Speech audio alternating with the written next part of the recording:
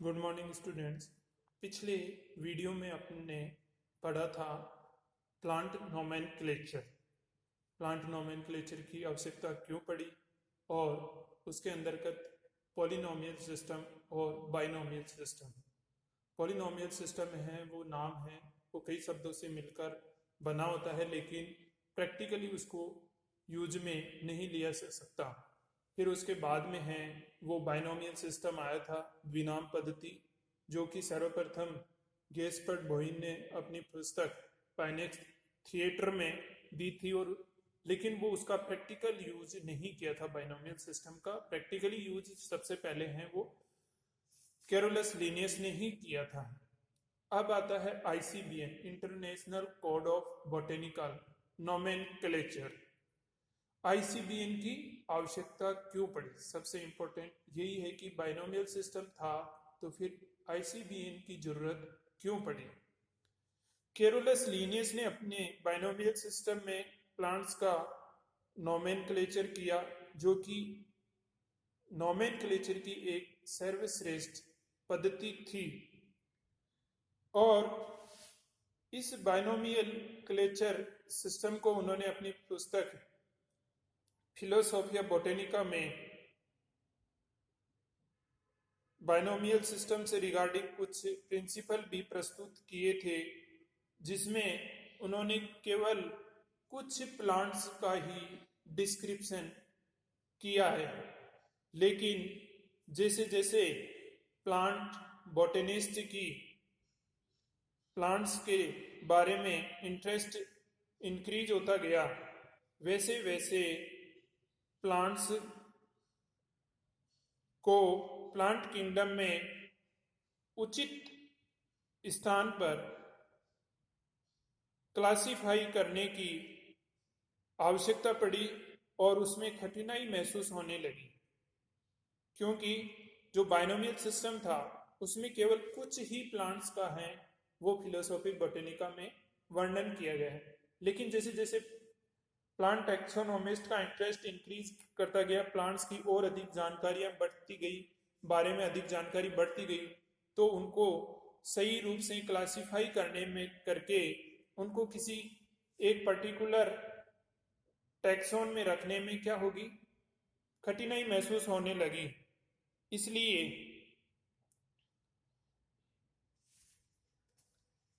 इसके अतिरिक्त plant nomenclature के विस्तृत नियम मतलब डिस्क्राइब रूल नहीं होने के कारण बी प्लांट्स के नोमेनक्लेचर में क्या है, कुछ विसंगतियां उत्पन्न हुई।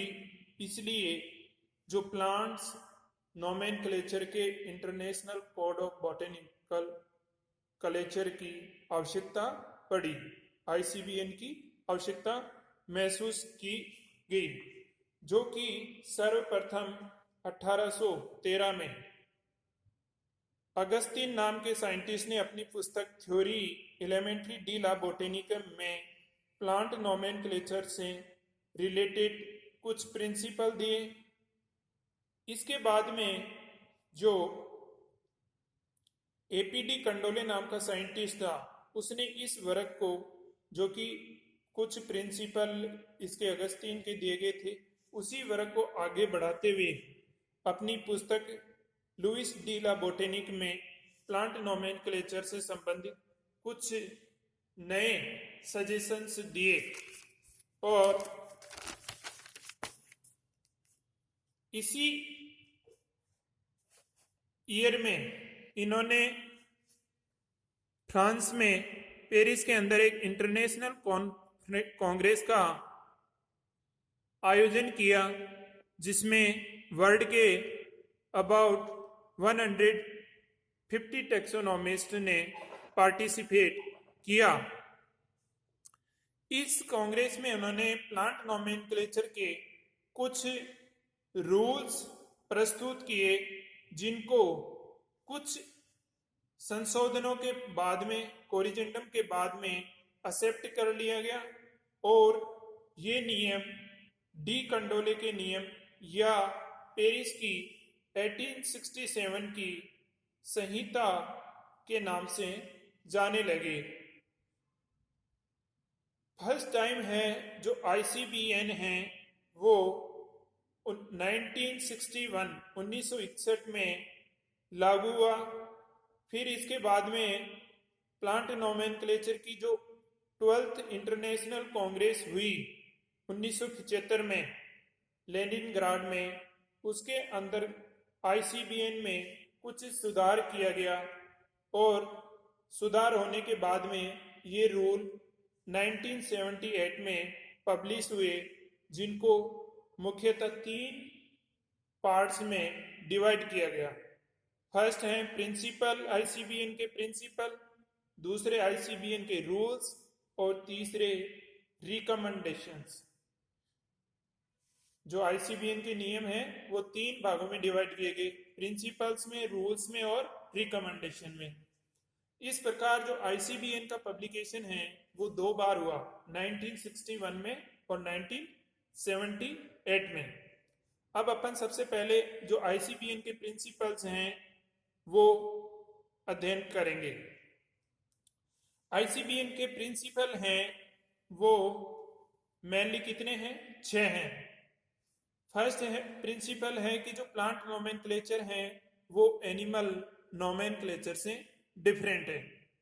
प्लांट का नामकरण है वो जंतु नामकरण से क्या है? अलग है। किसी भी टैक्सोन का नाम है वो नोमेनक्लेचर टाइप से निर्धारित किया जाएगा। किसी भी प्लांट का टैक्सोन का नाम है वो नोमेनक्लेचर टाइप से डिसाइड किया जाएगा। टैक्सोन का नामकरण उनके प्रकाशन की प्राथमिकता पर, प्रायोरिटी ऑफ पब्लिकेशन पे आधारित होंगे।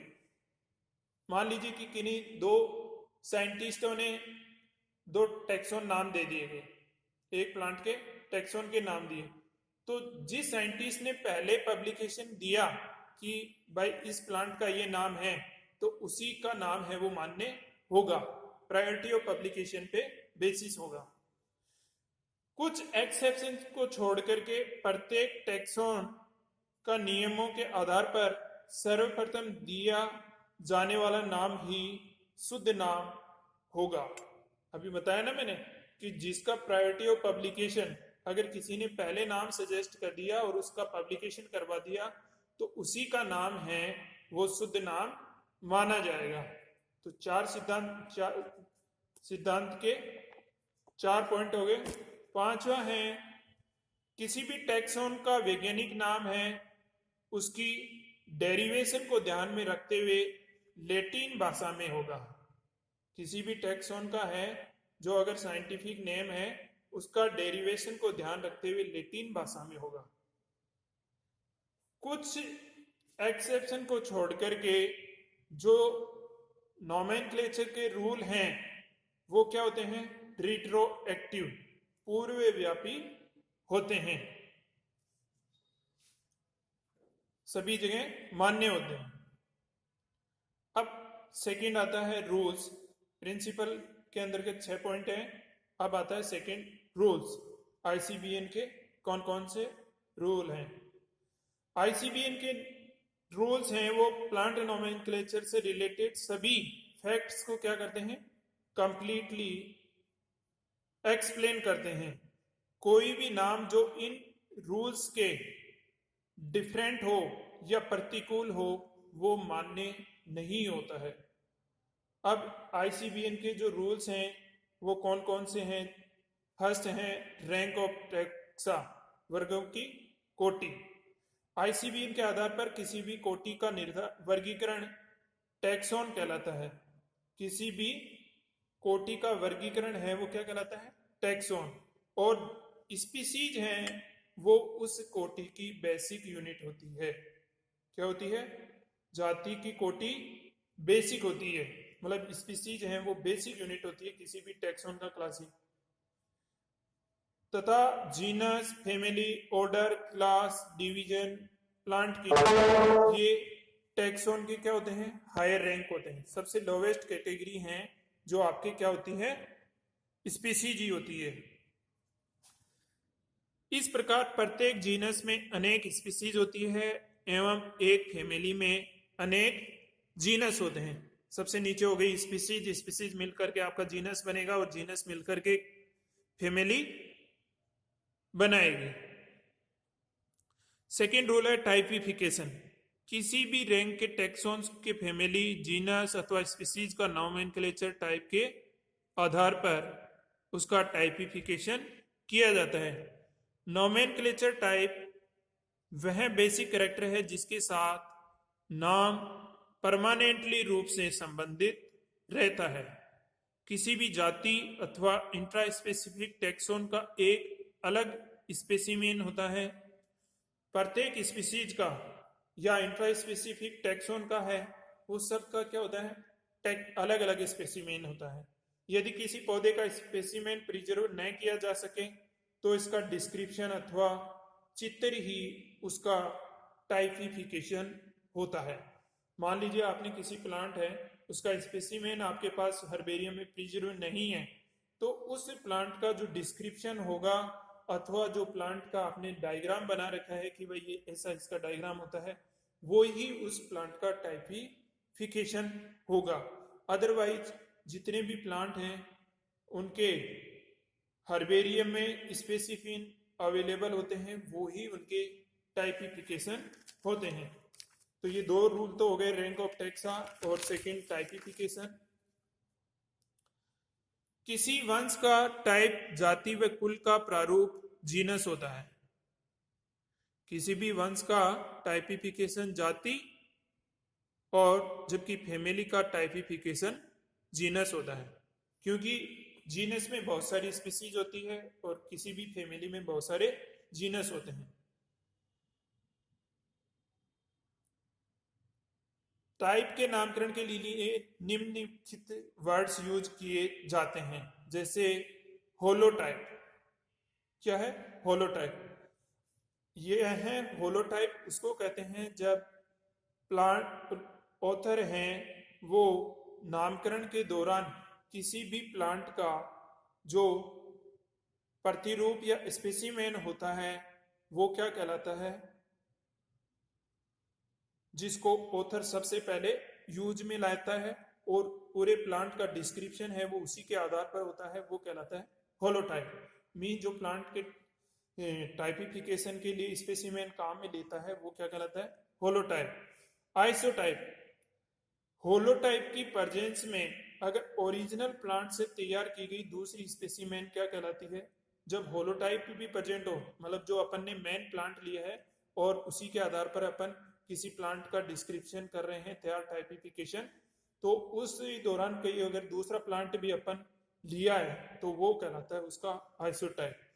लेक्टोटाइप, लेक्टोटाइप उसको कहते हैं जब किसी प्लांट्स का टाइपिफिकेशन करते समय ये ऑथर द्वारा होलोटाइप को निर्धारित नहीं किया गया हो अथवा निर्धारित कर दिया गया हो लेकिन जो होलोटाइप है वो क्या कर दी, नष्ट हो गया हो, तो उस कंडीशन में जो स्पेसिमेन काम लेंगे नॉमेनक्लेचर की तरह वो क्या कहलाता है, लेक्टोटाइप। मीन जब आपका होलोटाइप नष्ट हो जाए या निर्धारित नहीं हो, उस कंडीशन में जिस स्पेसिमेन को अपन नॉमेनक्लेचर टाइप की तरह यूज करते हैं वो लेक्टोटाइप कहलाता है। सिन टाइप, होलोटाइप और ओरिजिनल प्लांट दोनों नष्ट हो जाए, मीन जो अपन ने फर्स्ट टाइम में डिस्क्रिप्शन के लिए काम में लिया था वो स्पेसिमेन और जो ओरिजिनल प्लांट हैं वो भी नष्ट हो जाए, तब उस कंडीशन में क्या करते हैं कि उसी प्लांट की स्पीसीज से दूसरे प्लांट्स से अपन नोमेनक्लेचर के लिए जो तैयार की गई स्पेसिमेन है वो कहलाता है सिन टाइप। समझ गए?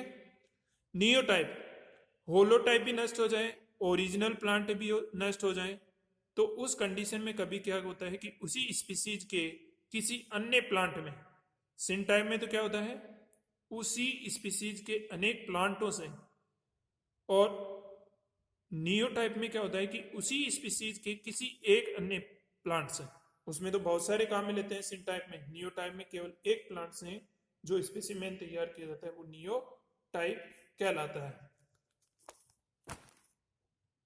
अब जो थर्ड रूल है प्रायोरिटी, इसके बारे में अपन नेक्स्ट क्लास में स्टडी करेंगे। तो आपका प्रिंसिपल कंप्लीट हो गया। रूल्स में आपके फर्स्ट हैं जो rank of taxa, second typification complete हो गया, और थर्ड रूल है प्रायोरिटी, वो अपन नेक्स्ट क्लास में स्टडी करेंगे। थैंक्स।